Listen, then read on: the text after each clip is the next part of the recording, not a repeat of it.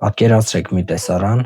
որից անգամ ամենադաժան ֆիլմեր արտադրողները կսարսափեն։ Պարսկաստանի հզորագույն մայրաքաղաքի հրապարակում հազարավոր մարդկանց աչքի առաջ կապված է Հայաստանի թագուհին։ Նրա շուրջը կանգնած է մի ամբողջ բանակ, որը պատրաստվում է անել այն, ինչը պատմության մեջ կմնա որպես ամենասարսափելի ոճիրը։ Ինչպես պատահեց, որ աշխարհի ամենագեղեցիկ եւ խելացի կանանցից մեկը, Փարանձեմ թագուհին, հայտնվեց այս դժոխքում։ Ամեն ինչ սկսվեց նրանից, երբ հայոց թագավոր Աշակ II-ին խաբեությամբ գերեվարեցին Պարսկաստան։ Երկիրը բառացիորեն մնաց առանց տիրոջ,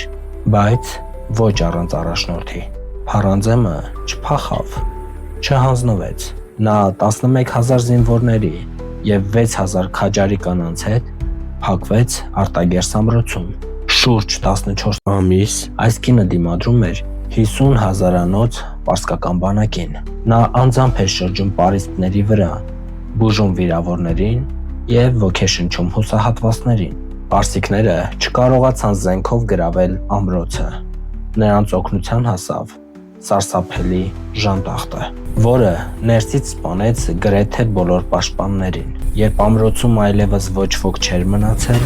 Փարանձեմը բացեց դարպասները։ Նրան տանջելով շղթայակապ տարան Պարսկաստան։ Պարսից արքաշապուհը ցանկանում էր ոչ միայն սպանել նրան,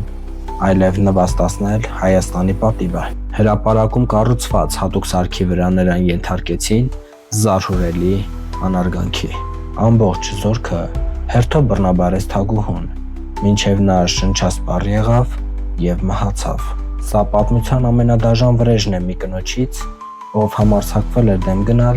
աշխարհակալ տերությանը։ Փարանձեմ թագուհին մնաց որպես հակասական կերպար։ Պատմիչներից մեկը նրան համարում է սուրբ նահատակ, մյուսը դաժան ու ամբարիշտ կին, ով նույնիսկ թունավորել էր իր մրցակցին հենց եկեղեցում։ Բայց մի փաստ անհերքելի է։